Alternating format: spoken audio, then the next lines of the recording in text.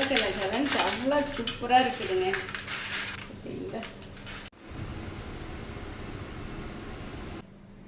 Hello friends, welcome to Eswari சமையல். இன்னைக்கு வந்து நம்ம ஈஸ்வரி சமையல்ல நம்ம எல்லாருக்கும் ரொம்ப பிடிச்ச, அதுவும் குழந்தைகளுக்கு ரொம்ப ரொம்ப பிடிச்ச ஒரு ஸ்நாக்ஸ் ரெசிபி தான் செய்ய போறேங்க. இது வந்து நல்ல மொறு மொறுன்ட்டு சுவையா இருக்கும்.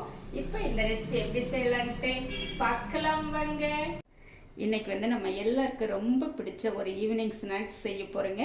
அதுக்கு வந்துட்டு இதில் நிறைச்சி ஒரு 2 கப் மைதா எடுத்துக்கலாம். நீங்கள் பாதி மைதா பாதி கோதுமை மாவு கூட சேர்த்து செய்யலாங்க. நான் வந்து இன்றைக்கி தனியாக மைதாவில் செய்கிறேன். 2வது கப்பும் சேர்த்திக்கலாம். க்ளீன் பண்ண எள்ளு வந்து 1 ஸ்பூன் சேர்த்திக்கலாங்க. 1/2 ஸ்பூன் உப்பு சேர்த்திக்கலாம். அடுத்து வந்து நம்ம மாவில் சேர்த்துறதுக்கு ஒரு 3 பல் பூண்டு எடுத்து இந்த மாதிரி கட் பண்ணி வச்சுருக்கேன், சேர்த்திக்கலாம். ஒரு சின்னதாக ஒரு 4 வரமிளகாய் எடுத்துருக்கேங்க, சேர்த்திக்கலாம். 2 கொத்து கறிவேப்பிலை. இந்த கறிவேப்பிலையெல்லாம் பொடியாக கட் பண்ணி போடுறதுனாலும் போட்டுக்கலாங்க. மிளகாய்க்கு பதிலாக மிளகாய் தூள் சேர்த்துறதுனாலும் சேர்த்திக்கலாம். ஆனால் நம்ம இந்த மாதிரி அரைச்சி செய்யும்போது டேஸ்ட் வந்து இன்னும் கொஞ்சம் நல்லா இருக்குங்க. 1/2 ஸ்பூன் ஓமம் சேர்த்திக்கலாம். இப்போ இது வந்து நல்லா ஒரு கரகரப்பாக அரைச்சி எடுத்துகிட்டு வந்துடலாம். இது வந்து நீங்கள் தண்ணி விட்டு நல்லா பேஸ்ட்டாக அரைக்கணுன்னால அரைச்சிக்கலாங்க. நான் வந்து இன்றைக்கி வந்து கொஞ்சம் நல்லா கரகரப்பாக தண்ணி விடாமல் அரைச்சி எடுத்துகிட்டு வரேங்க. இப்போ நம்ம அரைச்சி எடுத்துருக்கிற கறிவேப்பிலை மிளகாய் வந்து சேர்த்திக்கலாம். அரைச்சி சேர்த்துனதுனால அந்த ஓமம் வாசம் பார்த்தீங்க அப்படின்னா ரொம்ப நல்லா இருக்குங்க. 1/4 ஸ்பூன் பெருங்காயம், 1 ஸ்பூன் மிளகுத்தூள். இப்போ நல்லா கலந்துக்கலாங்க. ஃபஸ்ட்டு தண்ணி விடாமல் இது வந்து நல்லா மிக்ஸ் பண்ணிக்கோங்க. மிக்ஸ் பண்ணிவிட்டு அப்புறம் நம்ம தண்ணி விட்டு பிசைஞ்சுக்கலாம். இப்போ கொஞ்சம் கொஞ்சமாக தண்ணி விட்டு நல்லா மாவு வந்து சப்பாத்தி மாவு மாதிரி நல்லா கொஞ்சம் கெட்டியாக பிசைஞ்சுக்கலாங்க.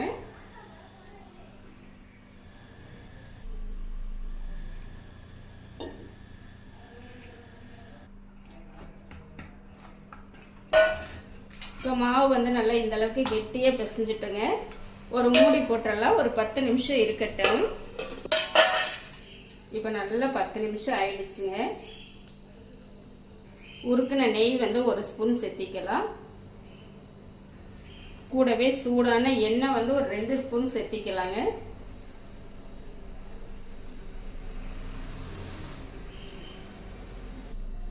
சேர்த்திட்டு இது வந்து நல்லா மிக்ஸ் பண்ணிக்கலாம்.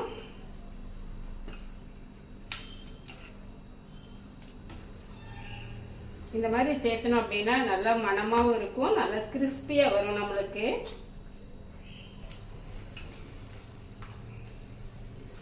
இந்த மாதிரி கொஞ்சம் நல்லா பிசைஞ்சிங்க அப்படின்னா அந்த எண்ணெயெல்லாம் வந்து நல்லா உள்ள அப்சர்வ் ஆகிடுங்க.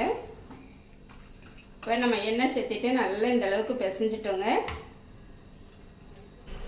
இப்போ நம்ம கிச்சன் மேல் டாப் வந்து நல்லா கழுவி தொடச்சி எடுத்துட்டோங்க.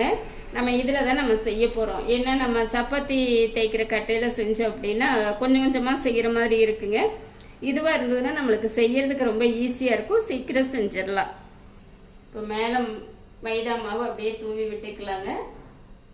இது வந்து நம்ம 2 பாகமாக பிரிச்சுக்கலாங்க. ஓகேங்களா? இந்த மாதிரி 2 பாகமாக பிரிச்சிட்டோம்னா நம்மளுக்கு வசதியாக இருக்கும்.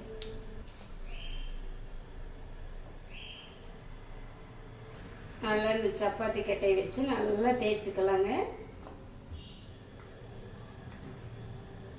உங்களுக்கு அடியில் ஒட்டுற மாதிரி இருந்தது அப்படின்னா திருப்பி நல்லா மாவு வந்து கீழே அப்ளை பண்ணிக்கோங்க.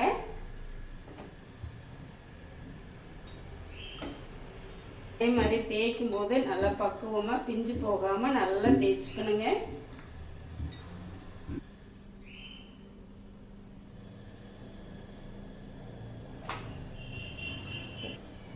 இப்போ பார்த்தீங்க அப்படின்னா நல்லா லேசாக தேய்ச்சிட்டோங்க. நம்ம வந்து இன்றைக்கி கத்தியில் தான் கட் பண்ண போகிறோங்க. நம்மக்கிட்ட கட்டர்லாம் இல்லை, கத்திலேயே கட் பண்ணிக்கலாங்க.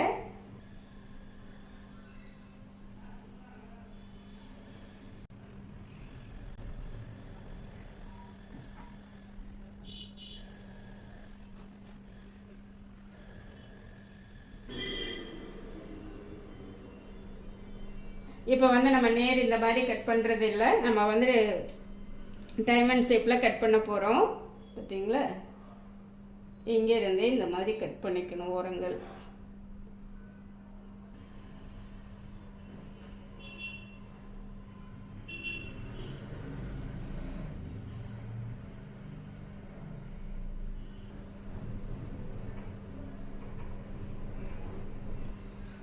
இப்போ பார்த்தீங்க அப்படின்னா நம்ம எல்லாமே இந்த மாதிரி கட் பண்ணிட்டோங்க. இதை எடுத்து ஒரு தட்டில் வச்சுக்கலாம். பார்த்தீங்கன்னா நம்மளுக்கு அழகாக எடுக்கிறதுக்கு வருதுங்க.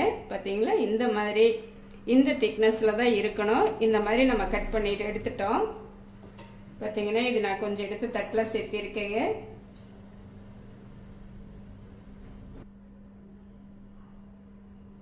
எல்லாமே இதே மாதிரி எடுத்து தட்டில் வச்சுக்கலாங்க. எல்லா மாவுமே நல்லா தேய்ச்சி எடுத்து இந்த மாதிரி கட் பண்ணி எடுத்து தட்டில் எடுத்து வச்சுட்டோங்க. எண்ணெய் சூடாயிட்டிருக்கு. சூடான உடனே போட்டு எடுத்துக்கலாம். இப்போ எண்ணெய் வந்து நல்லா சூடாயிடுச்சுங்க. நம்ம அப்படியே இதை எடுத்து சேர்த்திக்கலாம்.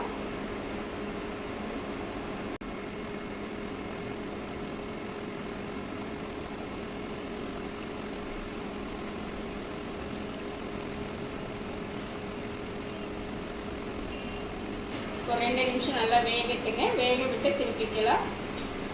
எல்லாமே வெந்து மேலே வந்துடுச்சு பார்த்தீங்களா. இந்த டைமில் வந்து நம்ம திருப்பி விட்டுறலாம்.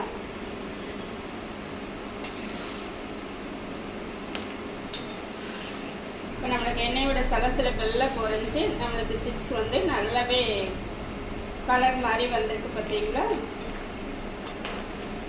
இப்போ வந்து நம்ம எடுத்துக்கலாங்க.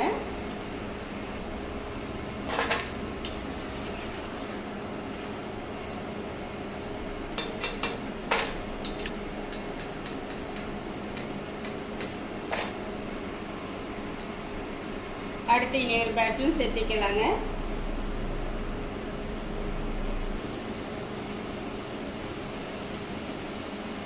இப்போ அப்படியே கலந்து விடலாம். இப்போ 2வது பேட்சும் நல்லா வெந்துடுச்சுங்க. எடுத்துக்கலாம்.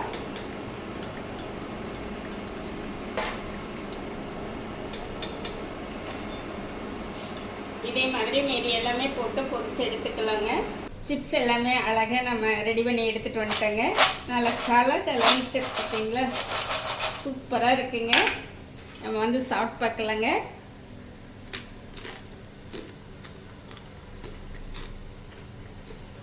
அவ்வளோ சூப்பராக இருக்குதுங்க. இது நம்ம செஞ்சு ரெடி பண்ணி வச்சுட்டோன்னா ஒரு 10 நாள் வரைக்கும் வச்சு சாப்பிட்லாம். அவ்வளோ நல்லாயிருக்கும்.